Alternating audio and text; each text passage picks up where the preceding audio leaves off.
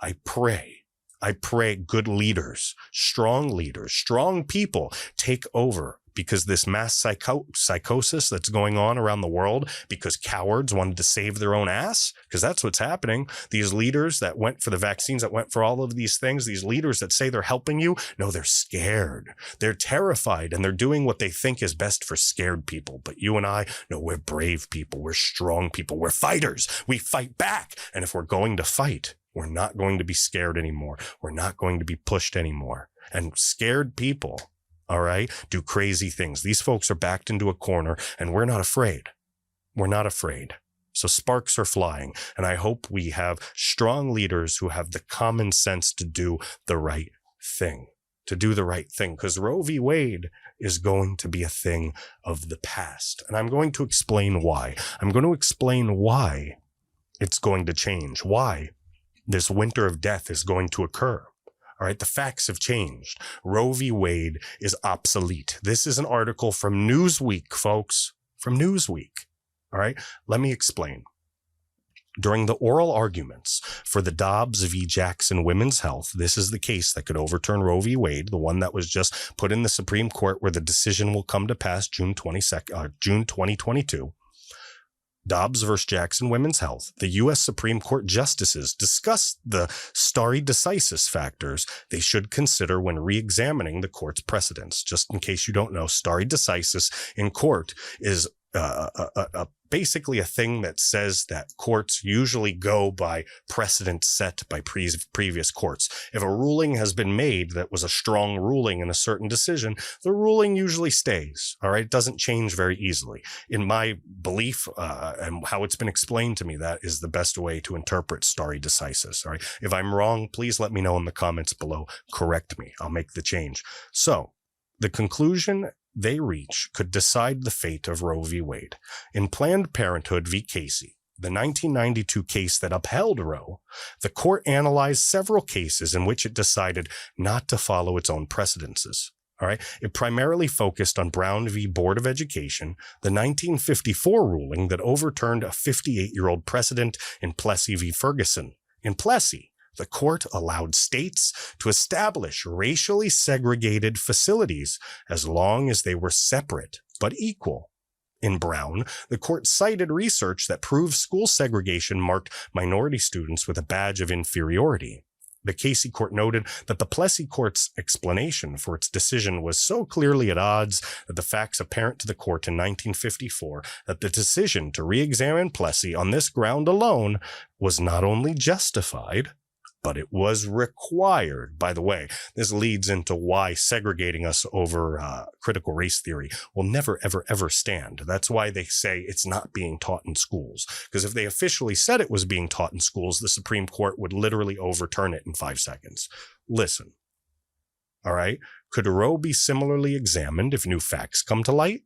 The Casey court affirmed that changed circumstances impose new obligations, and the thoughtful part of the nation could accept each decision to overrule a prior case as a response to the court's constitutional duty. However, it did not overrule Roe. The justices found that no change in Roe's factual underpinning has left its central holding obsolete, and none supports an argument for overruling it. All right, that grows even shakier with every passing year. As I outlined in my recent article for the Tennessee Law Review, this guy plugging himself here, I might as well give it. It says the facts facing the Dobbs court today are so different that Roe has been robbed, all right, of its original justifications. And this is true. This is where it changes. Justice Amy Coney Barrett drew attention to one of those developments during an oral argument. She used the post-Roe development of safe haven laws to assess whether Roe can be overturned. When it established a constitutional right to abortion, Roe emphasized that the burdens of parenting and identified abortion as a way to free women from the distress associated with an unwanted child, the additional difficulties and continuing stigma of unwed motherhood. Okay, that was something Roe emphasized. Barrett rightly pointed out that these concerns have been eliminated by safe haven laws. She asked why women need abortion access to free themselves from the burdens Roe described when every state now has safe haven laws, enabling women to relinquish the custody of newborns to police stations, fire stations, and other state agencies with no questions asked. Very true. That's a very good point, because why would you kill a baby when you could just give the baby up for abortion? All right. Justice Samuel Alito then raised a second important development when he asked Mississippi Solicitor General Scott Stewart if there are now secular philosophers and bioethicists who take the position that the rights of parenthood begin at conception. This question was likely a reference to the Roe Court's use of states' reluctance to accord legal rights to the unborn, to hold that states did not have a compelling interest to protect prenatal life at fertilization. All right. This said basically once upon a time during Roe versus Wade, when this happened, all right, it was a reluctance to accord legal rights to the unborn. There was no way to hold that a state did not have any compelling interest to protect that life at fertilization. But today, all right, the Dobbs Court can explain that the law now recognizes all humans as persons at fertilization. There you go. Oh, that 12-week, 14-week heartbeat thing, bye-bye. Bye-bye. Fertilization is when life begins. All right. It says the post-Roe development of fetal homicide laws shows that many states recognize the killing of a fetus as homicide or murder. 29 states, all right, that's more than half, now have laws that protect the preborn at fertilization. Our nation has progressed in its legal recognition and protection of the preborn, all right? They've progressed to the protection of the preborn humans since Roe first declared that the law has been reluctant to endorse any theory that life, as we recognize it, begins before live birth. And then finally, Justice Sonia Sotomayor claimed the issue of when life begins has been hotly debated by philosophers since the beginning of time. This was a reference to the Roe Court's determination that it could not resolve the difficult question of when life begins. She literally threw it out the window. The beginning of time. Oh, what a dumb bitch. But it's okay. It's okay. It gets fixed. It says in a recent survey, 80% of the 4,107 American respondents selected biologists as the group most qualified to determine when life begins. More than 5,500 biologists from 86 countries were surveyed on the same question, and 68% agreed they are most qualified. Even though 85% of the sample identified as pro-choice, 96% affirmed that a human life begins at fertilization. An amicus brief signed by biologists from 15 countries further establishes the scientific consensus on the fertilization view, and no brief in support of Roe contested it. That is big news, folks. That means that we are heading towards having Roe v. Wade finished, finito, thrown out, burned down, and the issue goes back where it should go, to the states. To the states, where it should be based upon what voters want and what voters need and what the federal law states versus what the states say. And the states should actually have power to push back and not be strangled by the federal government. That's what Roe v. Wade did. Strangled the rights of women across this country, not helped them, strangled it, because there are plenty of women, millions and millions of women that don't believe in this, that don't want this, but it's been sold by Democrats and Democrat policies in inner cities as the number one form of birth control. Folks, do you see what's happening here? The Democrats are doing everything in their power